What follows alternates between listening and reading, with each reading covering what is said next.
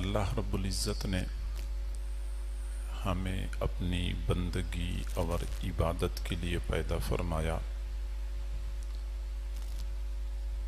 ابھی ہم عالم ارواح میں تھے کہ اللہ تعالیٰ نے ہماری ارواح سے ایک عہد لیا۔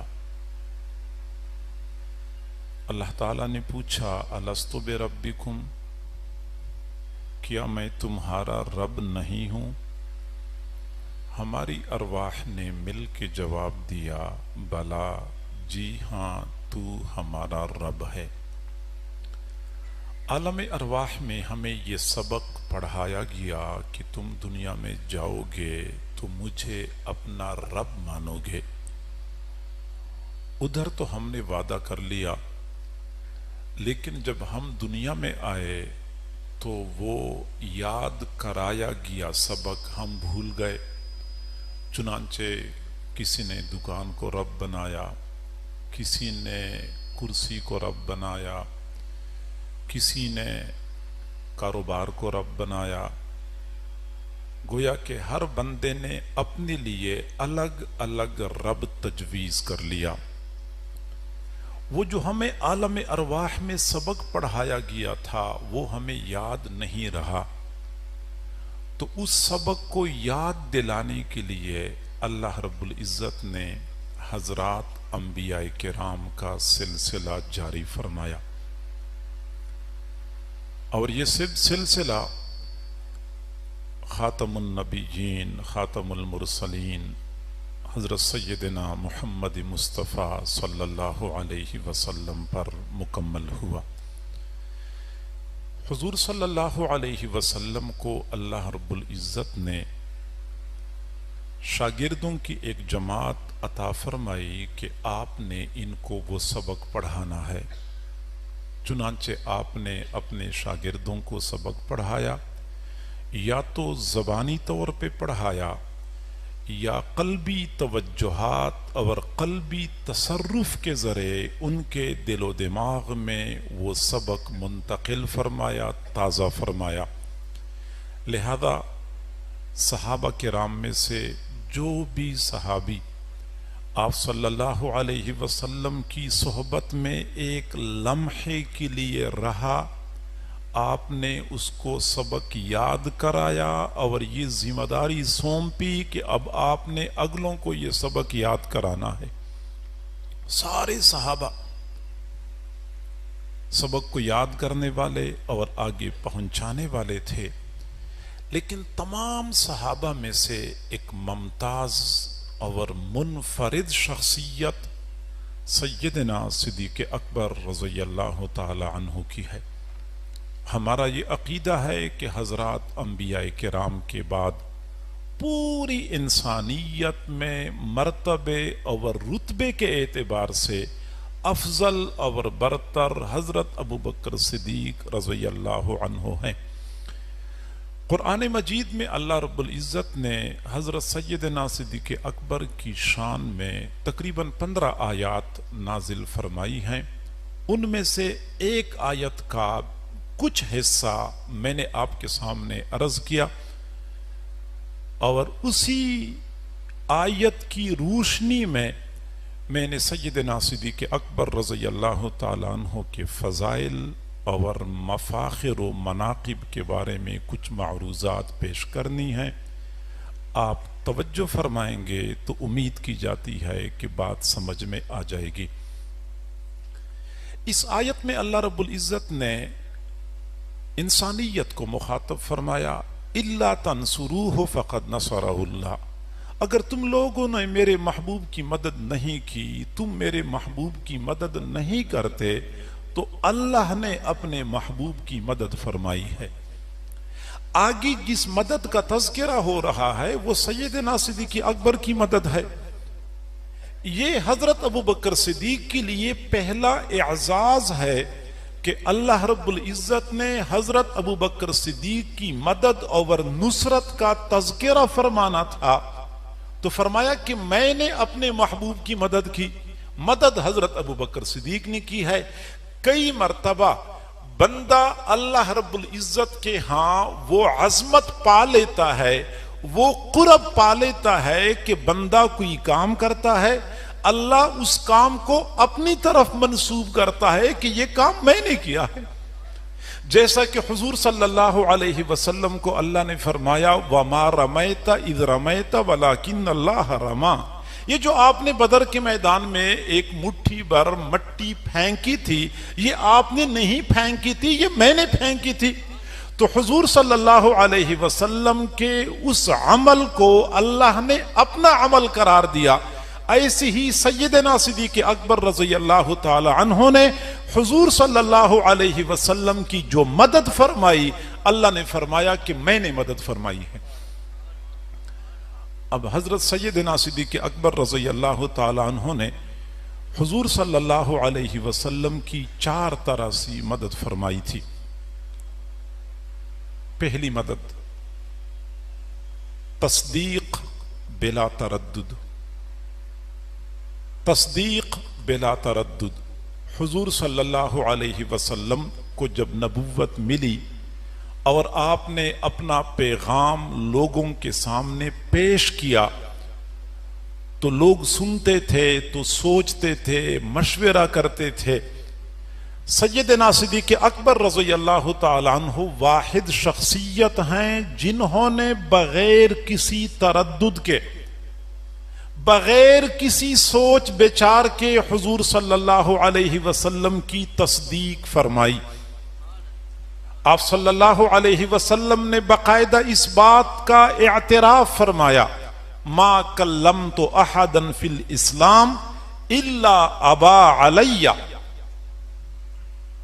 وعارضنی فیہ الا ابن ابی قحافہ فانی لم اکلمہ فی شیء الا قبلہ واستقام علیہ. میں نے دین اسلام کے بارے میں جب بھی کسی بندے سے بات کی، یا تو اس نے صاف انکار کیا یا تردد کا مظاہرہ کیا، سوچ بچار کرنے لگا.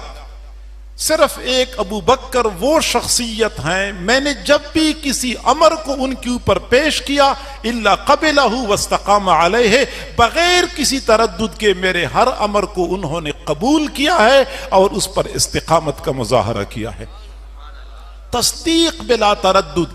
یہی وجہ ہے کہ حضور صلی اللہ علیہ وسلم پر سب سے پہلے ایمان لانے والے سیدنا صدیق اکبر رضی اللہ تعالی عنہ ہیں.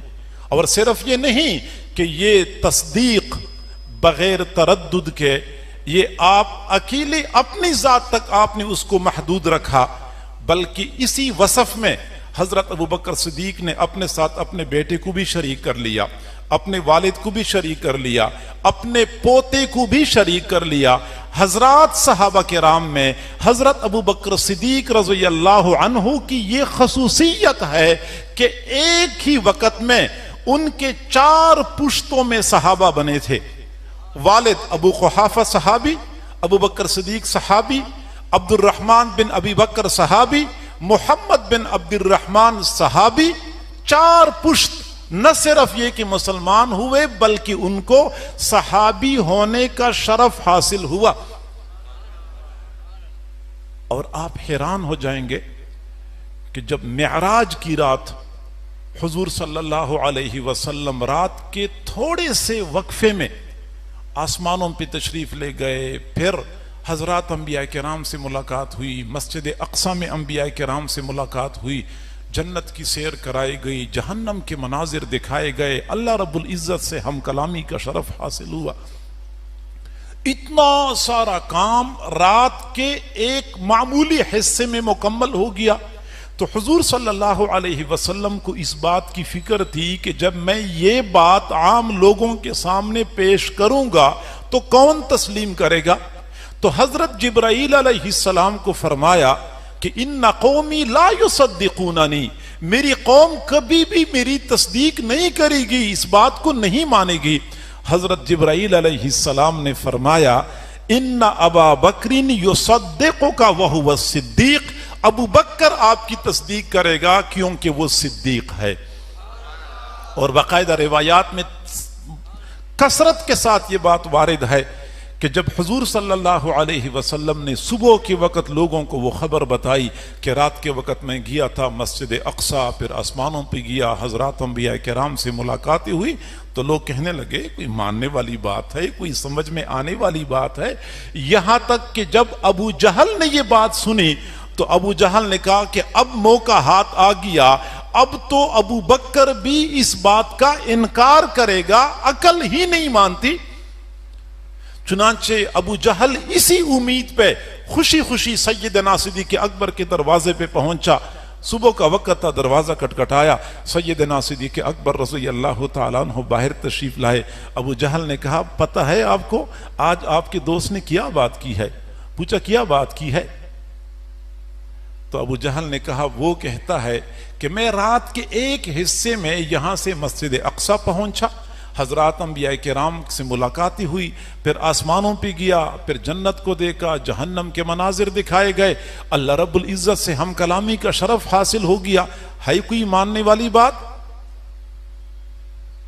حضرت سیدنا صدیق اکبر رضی اللہ تعالی عنہ نے فرمایا لَإِن قَالَ ذَلِكَ لَصَدَقَ، اگر میرے محبوب نے یہ بات کی ہے تو سچی بات کی ہے۔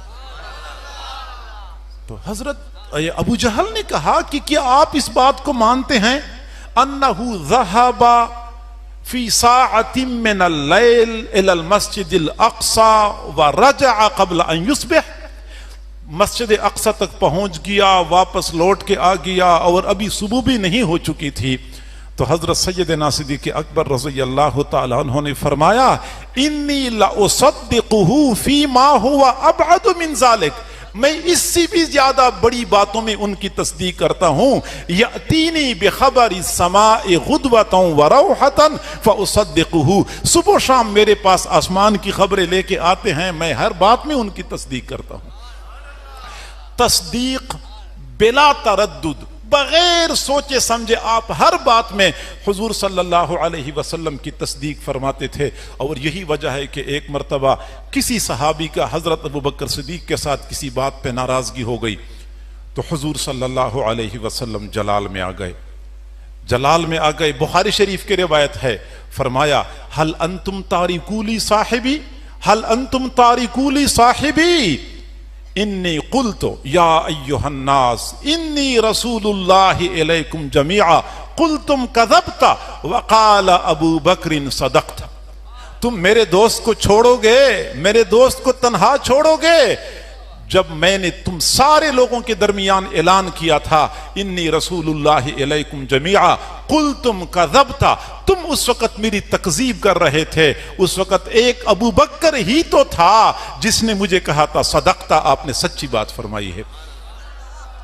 تصدیق بلا تردد، یہ حضور کی پہلی مدد فرمائی۔ صحیح بخاری شریف کی روایت ہے، آپ صلی اللہ علیہ وسلم ایک مجلس میں تشریف فرما تھے، پھر آپ نے فرمایا کہ پچھلی امتوں میں ایک آدمی اپنی گائے پر سوار ہو کے جا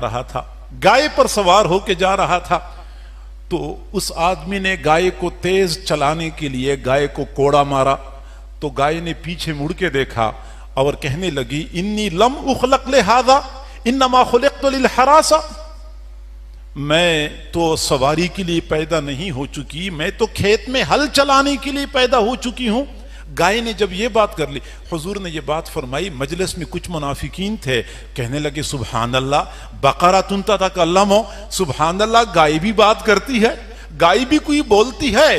حضور صلی اللہ علیہ وسلم نے فرمایا فإنی اومن بہذا وابو بکر وعمر وما ہما ثم، فرمایا تم مانتے ہو یا نہیں مانتے، میرا بھی اس پر ایمان ہے، ابو بکر کا بھی ایمان ہے، عمر کا بھی ایمان ہے، حالانکہ ابو بکر اور عمر اس وقت موجود نہیں تھے۔ حضور کو اتنا اعتماد تھا کہ ابھی ان کو خبر بھی نہیں پہنچی تھی، فرمایا ابو بکر کا بھی اس بات پر ایمان ہے، عمر کا بھی اس بات پر ایمان ہے۔ پھر حضور نے فرمایا کہ بخاری شریف کی روایت ہے، پچھلی امتوں میں ایک آدمی تھا، وہ بکریاں چرا رہا تھا، ایک بھیڑیا بکریوں پہ حملہ آور ہو گیا، ایک بکری کو اٹھا کے لے کے چلا گیا، پھر چراواہا پیچھے پیچھے بھاگا، اس نے بھیڑیے سے وہ بکری چھڑائی، جب چھڑائی تو بھیڑیا کھڑا ہو گیا، اور بھیڑیے نے کہا کہ آج تو نے مجھ سے چھڑائی ہے یہ بکری، لیکن اس دن بکری کون چھڑائے گا جس وقت بکریوں کا میرے علاوہ کوئی چرواہا ہی نہیں ہوگا، گویا کہ میں ہی بکریوں کا چرواہا ہوں گا، تو کون بچائے گا؟ تو جب بھیڑیے کی یہ بات حضور نے نقل فرمائی، منافقین نے کہا سبحان اللہ، ذئب یتکلم، بھیڑیا بھی کوئی باتیں کرتا ہے؟ حضور نے فرمایا تم مانو یا نہ مانو، فإنی أؤمن بهذا وأبو بکر وعمر، میرا بھی اس پر ایمان ہے، ابو بکر کا بھی اس پر ایمان ہے، عمر کا بھی اس پر ایمان ہے، وما ہما ثم، اور یہ دونوں حضرات اس وقت موجود نہیں تھے۔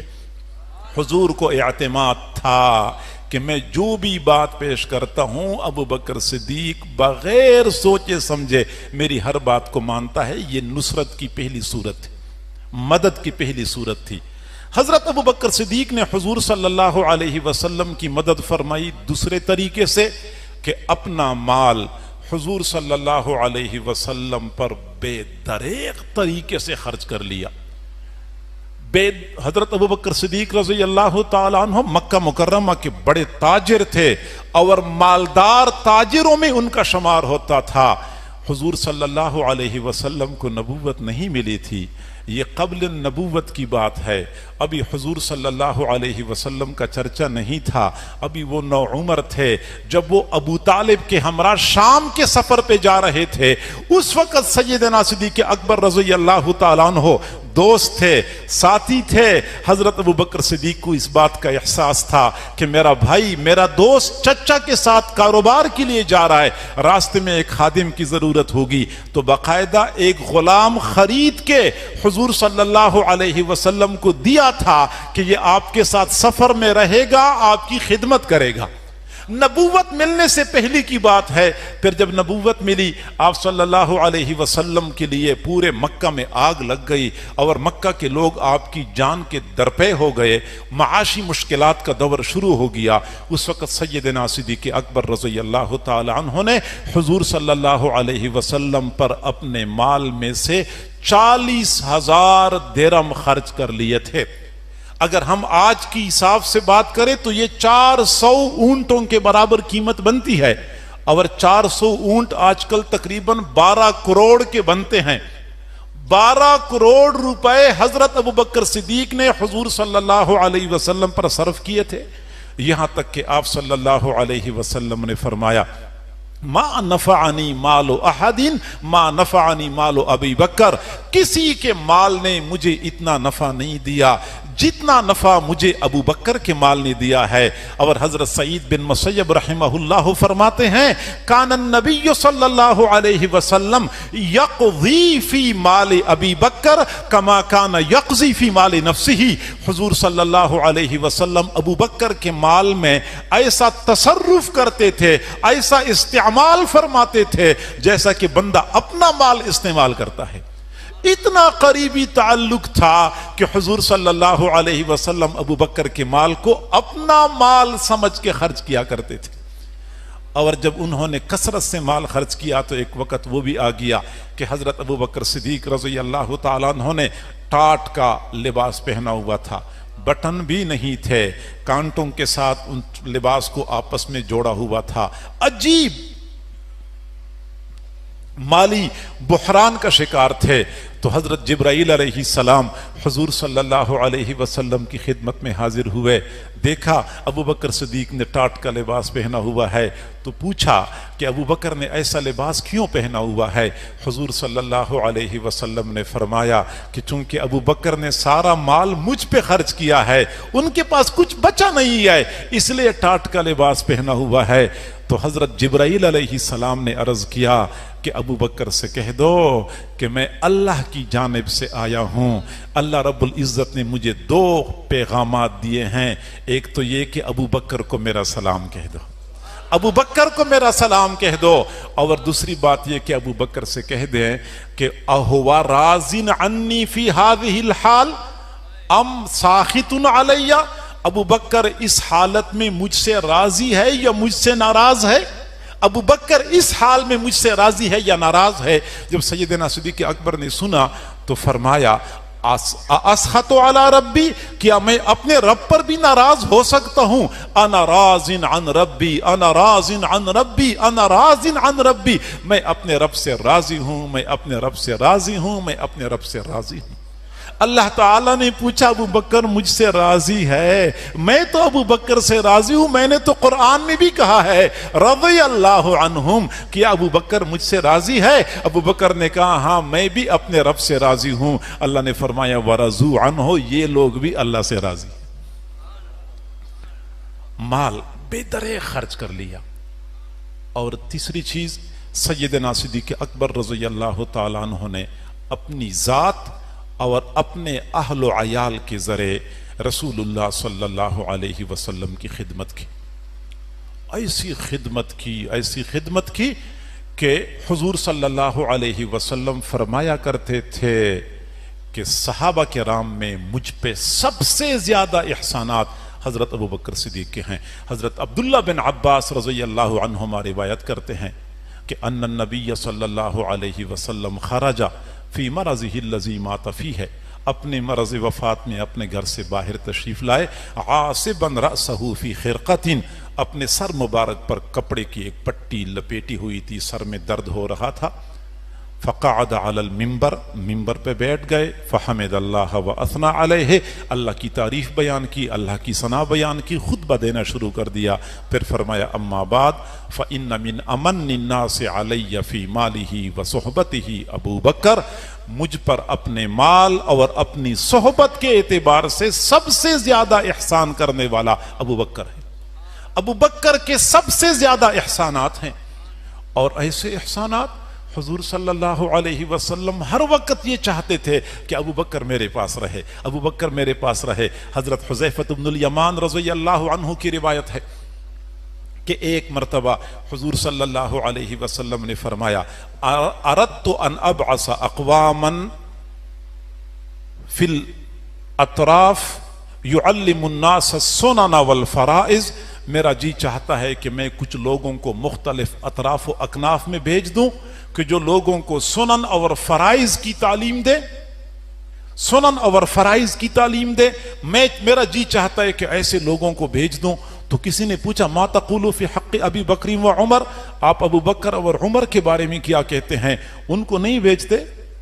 ان کو کیوں نہیں بھیجتے؟ فرمایا انہ لا غنا بی عنہما، ان کے بغیر میرا گزارا نہیں ہوتا، ان دو حضرات کے بغیر یہ میرے ساتھ رہیں گے۔ فَإِنَّهُمَا فِي الدِّينِ كَالسَّمْعِ وَالْبَصَرِ، یہ دونوں حضرات دین کے کاموں میں میرے لیے ایسے ہیں جیسے میری آنکھیں اور میرے کان ہیں۔ ابو بکر اور عمر کے بغیر میرا گزارا نہیں۔ اِنَّهُ لَا غِنَا بِي عَنْهُمَا إِنَّهُمَا فِي الدِّينِ كَالسَّمْعِ وَالْبَصَرِ، یہ میرے لیے ایسے ہیں دین کے کاموں میں جیسا کہ آنکھ اور کان جو بندے کے ساتھ معاون ہیں، اسی طرح یہ دونوں حضرات میرے لیے معاون ہیں۔ اور یہی وجہ ہے حضرت جابر بن عبداللہ رضی اللہ عنہ فرماتے ہیں کہ حضور صلی اللہ علیہ وسلم نے فرمایا کہ میرے اوپر میرے صحابہ کرام میں سے کسی کا بھی کوئی احسان تھا تو میں نے اس کا بدلہ دنیا میں دے دیا۔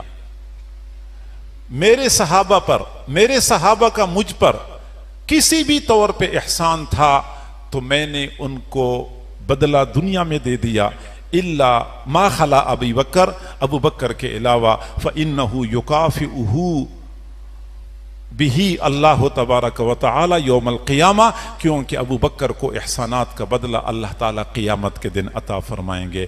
گویا کہ حضور صلی اللہ علیہ وسلم نے اس بات کا اقرار کر لیا کہ میں سیدنا صدیق اکبر کے احسانات کا بدلہ دنیا میں نہیں دے سکتا، اللہ تعالی ہی آخرت میں ان کو احسانات کا بدلہ دیں گے۔ اور پھر اللہ تعالیٰ کیسے بدلہ دیں گے؟ حضرت جابر بن عبداللہ رضی اللہ عنہ فرماتے ہیں کہ قیامت کے دن سیدنا صدیق اکبر کو یہ اعزاز بخشا جائے گا کہ ان اللہ تعالی یتجلی للناس یوم الآخرۃ عامۃ ولی ابی بکر خاصۃ، اللہ تعالیٰ قیامت کے دن عام لوگوں کے لیے عام تجلی فرمائیں گے، اپنا دیدار کرائیں گے، اور ابو بکر کو خاص دیدار کرائیں گے، باقی لوگوں سے ہٹ کے الگ تلگ اپنا جلوہ دکھائیں گے۔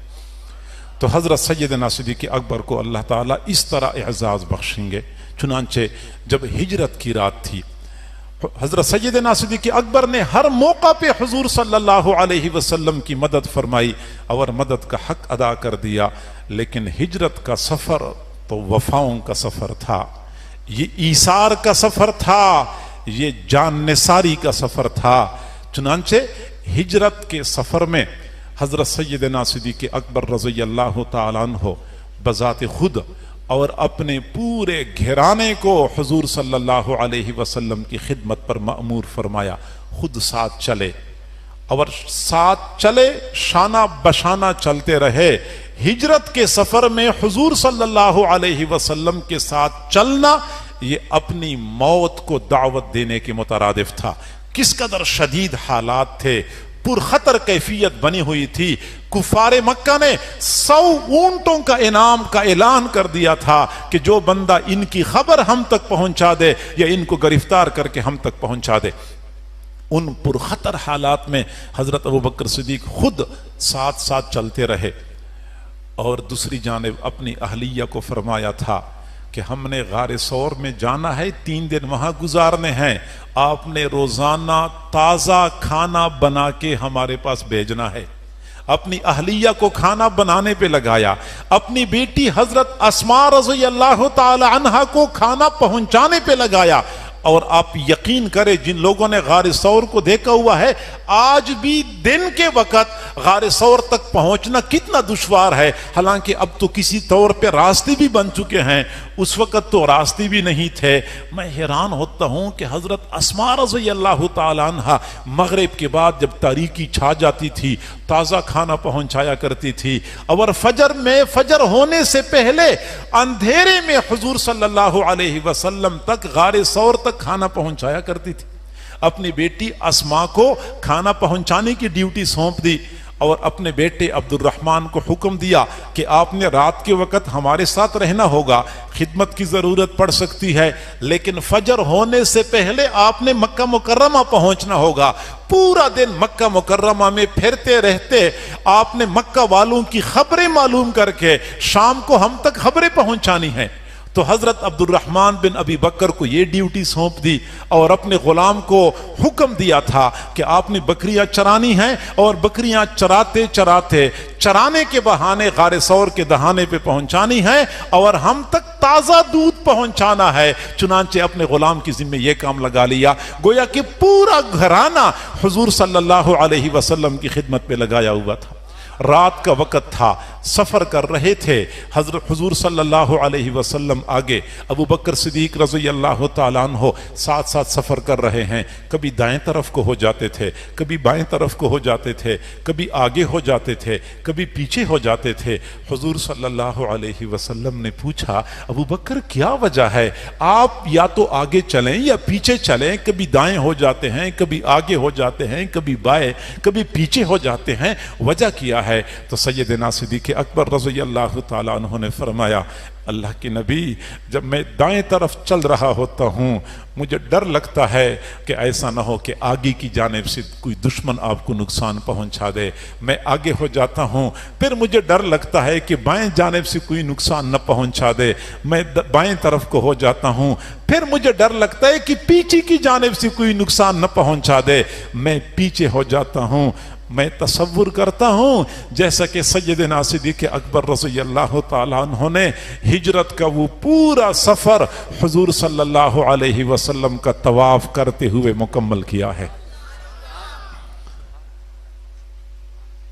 اپنی جان، اپنے اہل و عیال کے ساتھ رسول اللہ صلی اللہ علیہ وسلم کی مدد فرمائی.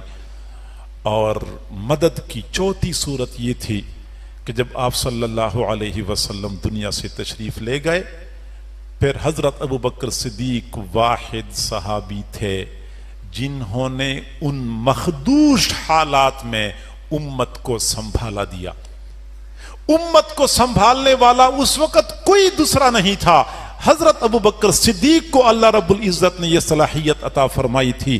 اور یہی صلاحیت حضور صلی اللہ علیہ وسلم نے اپنی دور رس نگاہوں سے معلوم کی تھی. یہی تو وجہ تھی کہ ابھی آپ صلی اللہ علیہ وسلم مرض کی حالت میں تھے، لیکن آپ نے ابو بکر صدیق کو اپنے مصلی پہ کھڑا کر دیا. آپ کو اندازہ تھا کہ ابو بکر واحد شخصیت ہیں جو امت کو سنبھالا دے سکتے ہیں. اور ایسا ہی ہوا جب آپ صلی اللہ علیہ وسلم کی وفات کا جان کا واقعہ پیش آیا. حضرات صحابہ کرام کی عجیب حالت بنی ہوئی تھی.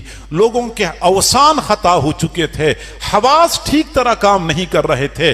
آپ اندازہ لگائیں، حضرت عمر فاروق رضی اللہ تعالیٰ عنہ جیسے مضبوط اعصاب والے شخص بھی اپنے حواس گم کر چکے تھے. ننگی تلوار ہاتھ میں لی ہوئی تھی کہ جو بندہ یہ کہہ دے کہ حضور صلی اللہ علیہ وسلم وفات پا گئے ہیں تو میں اس کا سر قلم کر دوں گا. حضرت عثمان غنی رضی اللہ تعالیٰ عنہ پر سختی کی کیفیت طاری ہو چکی تھی. حضرت علی رضی اللہ عنہ کا رو رو کر برا حال ہو چکا تھا. لوگوں کو سمجھ نہیں آ رہی تھی کہ ہمیں کیا کرنا چاہیے. حضرت سیدنا صدیق اکبر رضی اللہ تعالیٰ عنہ مدینہ سے باہر عوالی کی طرف تشریف لے گئے تھے. جب ان کو وہاں خبر پہنچی تو گھوڑے پہ سوار بھاگتے ہوئے پہنچ گئے. حضرت عائشہ صدیقہ کے حجرے میں پہنچے. حضور صلی اللہ علیہ وسلم کے مبارک چہرے سے کپڑا ہٹایا، آپ کی مبارک ماتھے کا بوسہ لیا، پھر فرمایا بے ابی علیک و امی، میرا باپ اور ماں آپ پر قربان ہوں. طبت حیا و طبت میتا، میرے محبوب آپ نے زندگی بھی اچھی گزاری اور آپ کی وفات بھی اچھی حالت میں ہو چکی ہے. پھر آپ نے حضرت حضور علیہ السلام کی مبارک چہرے پہ کپڑا ڈال دیا. پھر مسجد نبوی کی طرف آئے. پھر مسجد نبوی کے حالات کا آپ نے جائزہ لیا کہ کوئی ادھر پڑا رو رہا ہے، کوئی ادھر پڑا ہوا بے حال ہو چکا ہے. حضرت عمر کے خوف سے کوئی بندہ بات بھی نہیں کر سکتا تھا. حضرت سیدنا صدیق اکبر رضی اللہ تعالیٰ عنہ جب مسجد میں تشریف لائے، میرے بھائیو یہ تکوینی معاملہ ہوتا ہے. وہ تکوینی معاملہ تھا. جب حضرات صحابہ کرام نے ابو بکر صدیق کو دیکھا تو ان کو حوصلہ ہو گیا، ان کو تسلی ہو گئی کہ اب انشاءاللہ مسائل کا حل نکل آئے گا. حضرت ابو بکر صدیق رضی اللہ تعالیٰ عنہ سیدھا منبر پہ تشریف لے گئے. آپ نے کسی کو نہیں فرمایا تھا کہ او لوگوں قریب آ جاؤ، آپ نے آپ سے ضروری بات کرنی نہیں. تکوینی معاملہ تھا. صحابہ کرام خود بخود منبر کی طرف اکٹھے ہو گئے. یہاں تک کہ حضرت عمر نے بھی تلوار نیام میں ڈال دی، وہ بھی منبر کے قریب آ گئے. حضرت سیدنا صدیق اکبر رضی اللہ تعالیٰ عنہ نے مختصر خطبہ دیا، چند آیات پیش کر دیں جن آیات سے معلوم ہو رہا تھا کہ واقعی آپ صلی اللہ علیہ وسلم کی وفات ہو چکی ہے. وما جعلنا لبشر من قبلک الخلد افإن مات او قتل انقلبتم على اعقابکم کل نفس ذائقۃ الموت. اس طریقے سے چند اور آیات انہوں نے تلاوت کر لیں. پھر حضرت سیدنا صدیق اکبر رضی اللہ تعالیٰ عنہ نے بڑے حوصلے کے ساتھ دو ٹوک انداز میں اعلان کر دیا، فمن کان منکم یعبد محمدا فإن محمدا صلی اللہ علیہ وسلم قد مات ومن کان یعبد اللہ تعالی فإن اللہ حی لا یموت. تم میں سے اگر کوئی بندہ رسول اللہ صلی اللہ علیہ وسلم کی عبادت کرتا تھا تو رسول اللہ کا تو انتقال ہو چکا ہے. جو اللہ کی عبادت کرتا تھا تو اللہ آج بھی زندہ ہے، اس پر موت نہیں آئے گی. سمجھانا مقصود تھا کہ ہمارا اللہ کے ساتھ تعلق وہی اسی طرح برقرار ہونا چاہیے. رسول اللہ کا مقصد بھی اللہ کے ساتھ تعلق برقرار کرنا تھا. اور اگر رسول اللہ ہمارے درمیان نہیں ہے پھر بھی ہم اللہ کی بندگی کریں گے. چنانچہ حضرت ابو بکر صدیق رضی اللہ تعالیٰ عنہ نے اس وقت امت کو سنبھالا دیا. صحابہ کرام پریشان تھے کہ حضور صلی اللہ علیہ وسلم کو غسل کس طرح دیا جائے گا، کفن کیسے پہنایا جائے گا، جنازہ کیسے پڑھا جائے گا، کیسے ان کو دفنایا جائے گا. یہ بھی اللہ کی شان کہ ان تمام تر سوالات کے جوابات حضرت ابو بکر صدیق کے پاس تھے. انہوں نے ایک ایک کر کے مسئلہ بتا دیا کہ ہمیں کیا کرنا چاہیے. اور پھر جب حضرت سیدنا صدیق اکبر رضی اللہ تعالیٰ عنہ کو خلافت ملی، پھر خلافت ملنے کے بعد چند کام ایسے تھے جو انتہائی ضروری تھے. ایک طرف تو انتشار تھا، منافقین جو تھے وہ انتشار برپا کرنا چاہ رہے تھے تاکہ انصار اور مہاجرین کے درمیان اختلاف پیدا ہو جائے. وہ اپنے کاموں میں مصروف تھے. دوسری طرف حضرت ابوبکر صدیق رضی اللہ تعالیٰ عنہ کے سامنے حضرت اسامہ بن زید کے لشکر کی روانگی کا معاملہ تھا. وہ انتہائی ضروری امر تھا.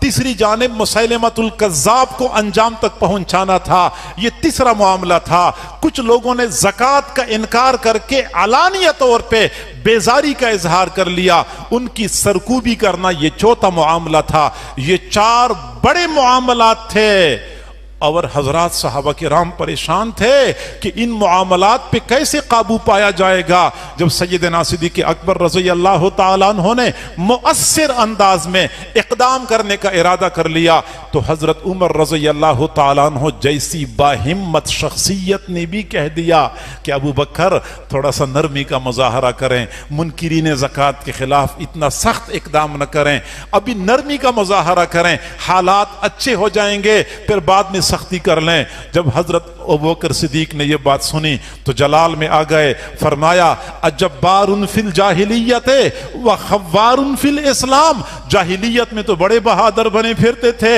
اسلام میں آ کے بزدل ہو گئے ہو. قد انقطع الوحی وتمت الدین. وحی کا سلسلہ منقطع ہو چکا ہے, دین مکمل ہو چکا ہے. اینقص الدین وانا حی. کیا دین میں کمی کی جائے گی اور میں زندہ رہوں گا؟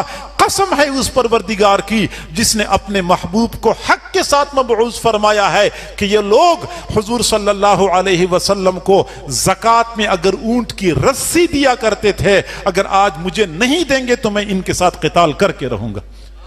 اتنی استقامت کا مظاہرہ کیا. اور پھر بعد میں حضرت عمر نے فرمایا, الفاظ یاد رکھنے کے قابل ہیں. حضرت عمر نے حضرت ابوبکر صدیق کے استقامت کو دیکھا تو فرمایا کہ واللہ, قسم ہے خدا کی, لقد رجح ایمان ابی بکر بایمان جمیع هذه الامہ. ابو بکر کا اکیلا ایمان پوری امت کی ایمان سے زیادہ مضبوط ثابت ہو گیا. اکیلے ابو بکر کا ایمان پوری امت کی ایمان پر راجح ہو گیا.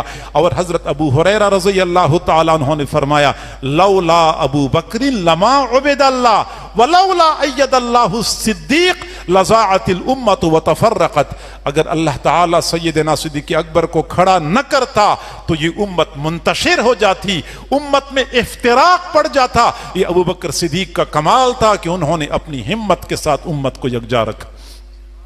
تو حضور صلی اللہ علیہ وسلم کے پردہ فرمانے کے بعد اس امت کو سنبھالا دینا یہ مدد کی چوتھی صورت تھی.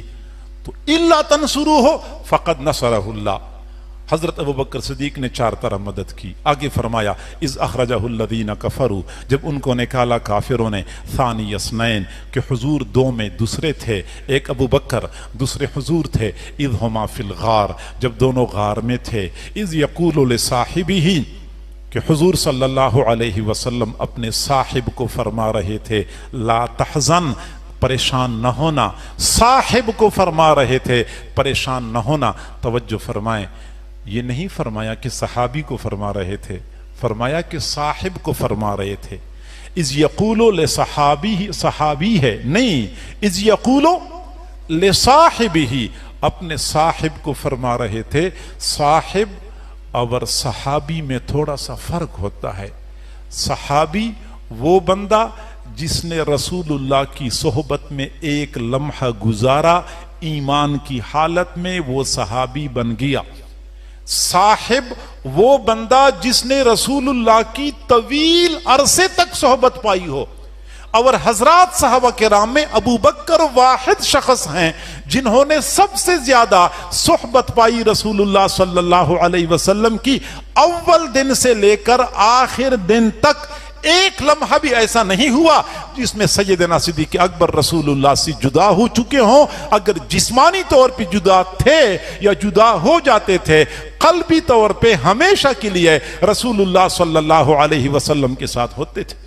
صاحب تھے حضور صلی اللہ علیہ وسلم کے 2 صاحب تھے, ایک جبرائیل فرشتوں میں اور صحابہ کرام میں ابو بکر صدیق. حضور کے 2 صاحب تھے, ایک جبرائیل اور ایک ابو بکر صدیق. جبرائیل کبھی کبھار آتے تھے، ابو بکر صدیق ہمیشہ کے لیے حضور کے ساتھ ہوا کرتے تھے. جبرائیل سید الملائکہ ٹھہرے اور ابو بکر صدیق سید الصحابہ قرار پائے. جبرائیل علیہ السلام قرآن لاتے تھے، گویا کہ قوم کو امتحان میں ڈالتے تھے کہ مانے یا نہ مانے. سیدنا صدیق اکبر اس کی تصدیق کر کے امتحان میں کامیاب ہو جاتے تھے. ویسے تو مختلف مواقع پہ جبرائیل علیہ السلام نے بھی رفاقت اور صحبت کا حق ادا کیا، اور سیدنا صدیق اکبر رضی اللہ تعالیٰ عنہ نے بھی صحبت کا حق ادا کیا.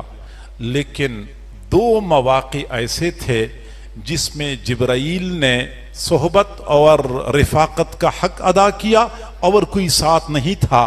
ایک موقع ایسا تھا جس میں ابو بکر اکیلے تھے حضور کے رفاقت میں، کوئی اور ساتھ نہیں تھا.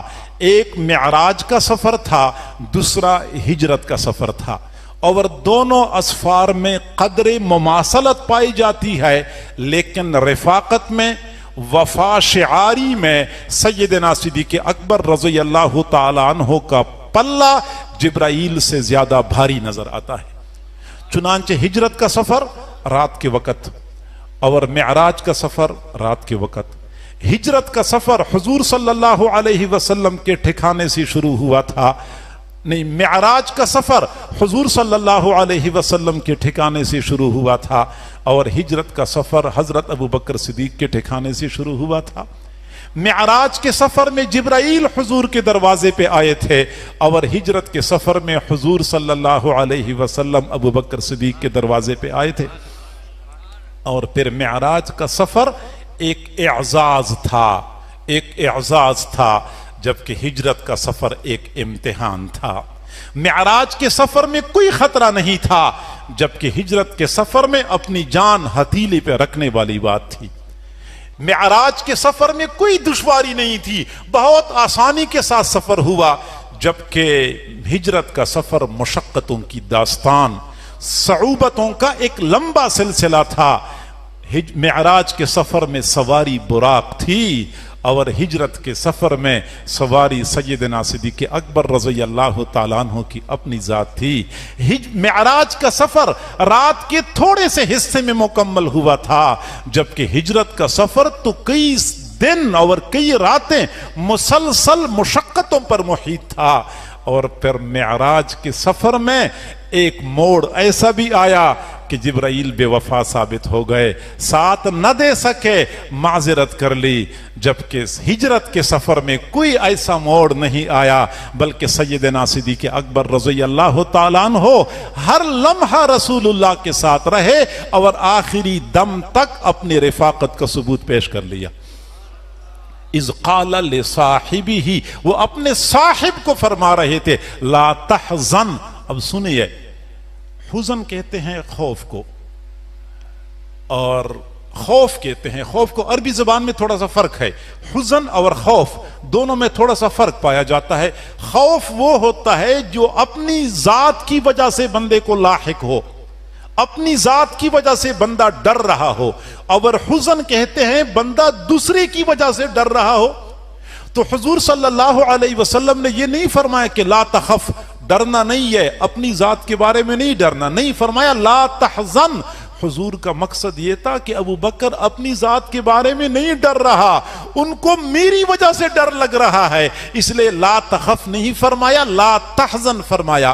اور آگے فرمایا ان اللہ معنا، اللہ تعالی ہمارے ساتھ ہے. معنا ہمارے، یہ جو 3 حروف ہیں نا، میم عین نون اور الف، 4 حروف ہیں. یہ حروف اپنے اندر اتنی جامعیت رکھتے ہیں. اللہ ہمارے ساتھ ہے، اللہ تعالیٰ کی معیت خاصہ ہمارے ساتھ ہے. اور یہ الفاظ دلالت کرتے ہیں کہ سیدنا صدیق اکبر رضی اللہ تعالی عنہ کو حضور صلی اللہ علیہ وسلم کے ساتھ کس قدر مناسبت، مماثلت حاصل تھی. انسان حیران رہ جاتا ہے. میرے بھائیوں، استاد اور شاگرد کے درمیان ایک خاص مناسبت ہوتی ہے. شاگرد پر استاد کا رنگ جھلکتا ہوا نظر آتا ہے، اور وہی شاگرد با کمال ہوتا ہے کہ استاد کا زیادہ رنگ اپنے اندر جذب کر لے، استاد کی صفات، استاد کی خصلتیں، استاد کے کمالات کو اپنائے، وہ رنگ اپنے اوپر چڑھائے، وہ شاگرد زیادہ با کمال ہوتا ہے، یا وہ مرید زیادہ با کمال ہوتا ہے کہ اپنے شیخ کی صفات اور کمالات کا عکس اور پرتو نظر آئے۔ اور میرے بھائیو، اس نسبت کا ایک درجہ وہ بھی آتا ہے کہ استاد کے تمام کمالات شاگرد میں منتقل ہو جاتے ہیں، پیر کی تمام تر صفات اور خصوصیات مرید کے اندر جذب ہو جاتی ہیں، صفات کے اعتبار سے، اخلاق کے اعتبار سے، کمالات کے اعتبار سے مرید اپنے پیر کا چلتا پھرتا نمونہ نظر آتا ہے۔ تصوف کے اصطلاح میں اس کو نسبت اتحادی کہتے ہیں کہ مرید اور شیخ کے درمیان صفات کے اعتبار سے اتحاد قائم ہو چکا ہے، شاگرد اور استاد کے درمیان صفات اور کمالات کے اعتبار سے اتحاد قائم ہو چکا ہے، اس کو نسبت اتحادی کہتے ہیں۔ اور حضرات صحابہ کرام میں سیدنا صدیق اکبر رضی اللہ تعالیٰ عنہ کی یہ خصوصیت تھی کہ ان کو نسبت اتحادی حاصل تھی۔ حضور کی صفات اور کمالات حضرت ابوبکر صدیق کی ذات میں جھلکتی ہوئی نظر آتی تھی۔ آپ اندازہ لگائیں، جب آپ صلی اللہ علیہ وسلم کو نبوت ملی، آپ اپنے گھر تشریف لائے، پریشان تھے، خوف زدہ تھے، اتنا بڑا بوجھ میرے کندھوں پہ آ چکا ہے، معلوم نہیں میں اس کو اٹھا سکوں گا یا نہیں اٹھا سکوں گا، اتنی بڑی ذمہ داری آ چکی ہے، میں اس کا حق ادا کر سکوں گا یا نہیں کر سکوں گا۔ پریشان تھے، اپنے گھر تشریف لائے، حضرت خدیجہ رضی اللہ تعالیٰ عنہ کو فرمایا لقد خشیت علی نفسی، میں تو اپنے اوپر ڈر رہا ہوں، پتہ نہیں میرا کیا بنے گا۔ حضرت خدیجہ رضی اللہ تعالیٰ عنہ بہت سمجھدار اور حوصلہ مند خاتون تھی، کہنے لگی کلا، ہرگز نہیں، واللہ قسم خدا کی، لا یخزیک اللہ ابدا، اللہ تعالیٰ آپ کو ہرگز رسوا نہیں فرمائیں گے۔ کیوں؟ انک لا تصل الرحم، آپ صلہ رحمی کرنے والے ہیں، وتحمل الکل، غریبوں کے ساتھ، ضعیفوں کے ساتھ بوجھ اٹھانے والے ہیں، وتکسب المعدوم، غریب اور نادار لوگوں کو کما کر دینے والے ہیں، وتقری الضیف، مہمان نوازی کرنے والے ہیں، وتعین علی نوائب الحق، اور سماوی حادث کی صورت میں آپ لوگوں کی مدد کر رہے ہیں، کرنے والے ہیں۔ حضرت خدیجہ رضی اللہ تعالی عنہ نے حضور صلی اللہ علیہ وسلم کی یہ چند صفات گنوائیں کہ آپ کے اندر یہ صفات پائی جاتی ہیں، اور آپ حیران ہو جائیں گے کہ مکی دور میں ایک مرتبہ حضرت ابوبکر صدیق رضی اللہ تعالیٰ عنہ نے حبشہ کی طرف ہجرت کرنے کا ارادہ کر لیا، مکہ مکرمہ سے باہر نکل چکے تھے، ایک کافر سے ملاقات ہوئی، کافر کا نام ابن دغینہ تھا، وہ تھا تو کافر لیکن طبعاً اچھا آدمی تھا۔ اس نے کہا ابوبکر کہاں جا رہے ہو؟ فرمایا کہ آپ کی قوم مجھے یہاں جینے نہیں دیتی، اس لیے میں حبشہ کی طرف جا رہا ہوں۔ ابن دغینہ نے کہا انہ لا یخرج ولا یخرج مثلک، آپ کی طرح بندہ نہ مکہ سے جائے گا، نہ اس کو جانے دیا جائے گا، نہ اس کو نکالا جائے گا، کیونکہ آپ تو بڑی صفات والے ہیں، اور ایسی صفات والے بندے مکہ میں رہیں گے۔ کیوں؟ انک لا تصل الرحم وتحمل الکل وتکسب المعدوم وتقری الضیف وتعین علی نوائب الحق۔ آپ یقین کریں، حضرت خدیجہ رضی اللہ تعالی عنہ نے حضور صلی اللہ علیہ وسلم کی جن صفات کا تذکرہ فرمایا تھا، ابن دغینہ مشرک تھا، اس نے حضرت ابوبکر صدیق کی انہی صفات کا تذکرہ کر لیا۔ اتنا حضرت ابوبکر صدیق حضور کے رنگ میں رنگے ہوئے تھے کہ مشرکین کو بھی پتا چل رہا تھا کہ وہی صفات ان کے اندر موجود ہیں جو ان کے استاد ان کے شیخ و مرشد کے اندر موجود ہیں۔ اور پھر صلح حدیبیہ کا واقعہ ہے، حضرت عمر رضی اللہ تعالیٰ عنہ اس صلح کرنے پر ناراض تھے، ناراض اس لیے تھے کہ ظاہراً صلح کی شرائط مسلمانوں کے خلاف جا رہی تھی۔ حضرت عمر کو اس بات کا افسوس تھا کہ ہمیں کفار کے ساتھ قتال کرنا چاہیے تھا، یہ جو ہم نے صلح کی ہے یہ ذلت پر مبنی صلح ہے، وہ کہہ رہے تھے فَفِيمَ نُعْتَ الدَّنِيَّةَ، ہمیں ذلت کیوں دی جا رہی ہے؟ لہٰذا حضرت عمر رضی اللہ تعالیٰ عنہ ناراض تھے، حضور صلی اللہ علیہ وسلم کی خدمت میں پہنچے، حضور صلی اللہ علیہ وسلم سے کچھ سوالات پوچھے، حضور نے جوابات دے دیے۔ وقت مختصر ہے، میں تمام تر سوالات بیان نہیں کر سکتا، ٹائم میں مزید نہیں لینا چاہتا، چنانچہ حضور نے ان سوالات کے جوابات دیے۔ حضرت عمر مطمئن نہیں ہوئے کہ میرا تو یہ خیال تھا کہ میری ان سوالات کی وجہ سے حضور اس معاہدے کو ختم کر دیں گے، قتال کی طرف بات چلی جائے گی، لیکن وہ تو بات نہیں گئی۔ تو حضرت عمر چلے گئے، ایک اور مقام پہ حضرت ابوبکر صدیق بیٹھے ہوئے تھے، حضرت ابوبکر صدیق سے وہی سوالات پوچھے۔ آپ یقین کریں جو جوابات حضور صلی اللہ علیہ وسلم نے ارشاد فرمائے تھے، بالکل لفظ بلفظ وہی جوابات حضرت ابوبکر صدیق نے حضرت عمر کو دے دیے تھے۔ اتنی مناسبت تھی سوچ میں، ذہنیت میں، اعتقاد میں، نظریہ میں، فکر میں، اتنی مناسبت پائی جاتی تھی۔ اسے کہتے ہیں نسبت اتحادی۔ اور پھر جب ہم مزید دونوں حضرات کی زندگیوں کا مطالعہ کریں، حضور صلی اللہ علیہ وسلم کے بارے میں اللہ تعالیٰ نے قرآن پاک میں ارشاد فرمایا وَلَسَوْفَ يُعْطِيكَ رَبُّكَ فَتَرْضَى، اور حضرت ابوبکر صدیق کے بارے میں فرمایا وَلَسَوْفَ يَرْضَى۔ حضور صلی اللہ علیہ وسلم نے اپنے بارے میں فرمایا انا اتقى ولد آدم، اور حضرت ابوبکر صدیق کے بارے میں قرآن نے فرمایا وَسَيُجَنَّبُهَا الْأَتْقَى۔ حضور صلی اللہ علیہ وسلم نے حضور صلی اللہ علیہ وسلم کے بارے میں قرآن نے فرمایا بالمؤمنین رؤوف الرحیم۔ حضرت ابوبکر صدیق کے بارے میں حضور صلی اللہ علیہ وسلم نے فرمایا ارحم امتی بامتی ابو بکر۔ حضور صلی اللہ علیہ وسلم نے اپنی ذات کے بارے میں فرمایا انا اغیر ولد آدم۔ پھر دوسرے مقام پہ حضرت ابو بکر کے بارے میں فرمایا کہ ابو بکر اغیر امتی بعد النبی صلی اللہ علیہ وسلم۔ اور پھر صرف یہ نہیں، یہ صفات نہیں، بلکہ تکوینی طور پہ دونوں حضرات کی زندگیوں میں ہمیں کچھ مماثلت نظر آتی ہے۔ حضور صلی اللہ علیہ وسلم کی وفات 63 سال کی عمر میں ہوئی، حضرت ابوبکر صدیق کی وفات 63 سال کی عمر میں ہوئی۔ حضور صلی اللہ علیہ وسلم کی وفات زہر کھانے کی وجہ سے ہوئی، حضرت ابوبکر صدیق کی وفات زہر کھانے کی وجہ سے ہوئی۔ حضور صلی اللہ علیہ وسلم کی وفات پیر کے دن ہوئی تھی، حضرت ابوبکر صدیق رضی اللہ عنہ کی وفات پیر کے دن ہوئی تھی۔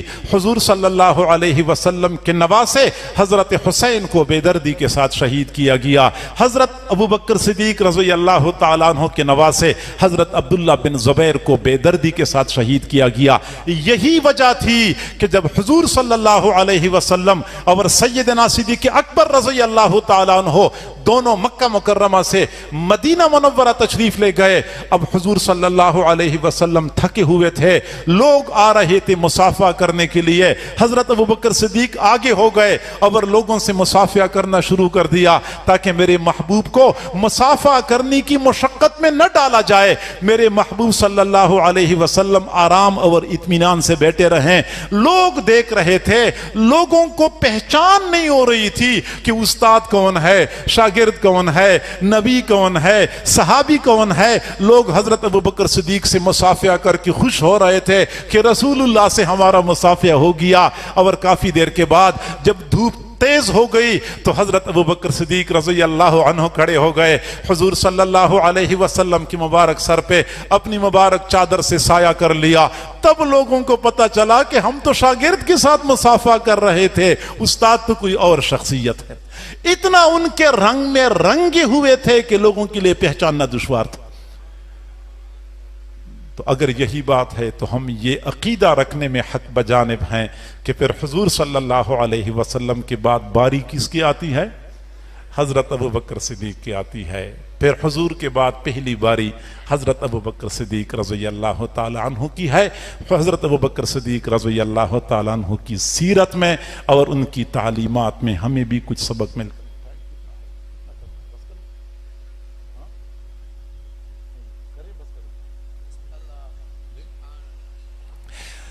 حضرت سیدنا صدیق اکبر رضی اللہ تعالیٰ عنہ کی یہ سیرت بیان کرنا محض جذبات میں لانے کے لیے نہیں تھا، اس میں ہمیں ایک سبق ملتا ہے کہ اگر ہم حضرت سیدنا صدیق اکبر رضی اللہ تعالیٰ عنہ سے محبت کرنے والے ہیں تو ہم ان کی تعلیمات کو، ان کی سیرت کو، ان کی صفات کو، ان کے اعمال کو اپنانے کی کوشش کریں، جیسا کہ حضور صلی اللہ علیہ وسلم کی مدد فرمائی تھی تصدیق کے ساتھ۔ آج ہمیں بھی چاہیے کہ ہم دین کی تصدیق میں تردد کا مظاہرہ نہ کریں۔ آج افسوس سے کہنا پڑتا ہے جدید سائنس، جدید تعلیمات، جدید علوم کی وجہ سے تشکیک، لوگوں کے دل و دماغ میں شکوک و شبہات پیدا ہوتے ہیں۔ جب بھی آپ کوئی بات کرتے ہیں کہتے سائنس نہیں مانتی، جب بھی آپ کوئی دین کی بات کریں کہتے جدید علوم نہیں مانتے۔ میرے بھائیو، ہمیں چاہیے کہ اللہ اور رسول کی تعلیمات آج ہم تک پہنچے تو ہم بلا تردد ان تمام تر تعلیمات کی تصدیق کر لیا کریں، اس میں کوئی شک نہ کیا کریں۔ اسی طریقے سے ہم اپنے مال کے ذریعے، اپنی جان کے ذریعے دین کی مدد کیا کریں، جس طرح کہ سیدنا صدیق اکبر نے رسول اللہ کی مدد فرمائی تھی۔ آج رسول اللہ ہمارے درمیان موجود نہیں ہے، لیکن وہ دین تو ہمارے درمیان موجود ہے۔ رسول اللہ صلی اللہ علیہ وسلم کے جانشین حضرات علماء کرام، مشائخ تو موجود ہیں، تو دین کے کاموں میں ہم ان کے ساتھ مدد کر لیا کریں، تاکہ ہمارا بھی سیدنا صدیق اکبر کے نقش قدم پہ چلنے میں ہمارا بھی حصہ شامل ہو جائے۔ اللہ تعالی ہم سب کو سمجھنے اور عمل کرنے کی توفیق عطا